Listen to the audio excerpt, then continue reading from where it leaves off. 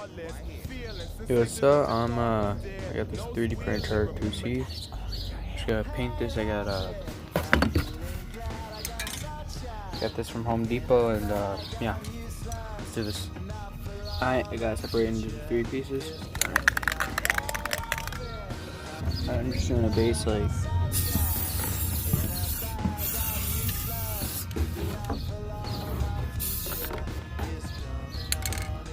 Okay. What I don't know what to do now. I guess just wait. Alright. That looks about right. And I just gotta wait now, I guess. I'm not even gonna lie, I just realized I painted over the tracks. They are green. Very good.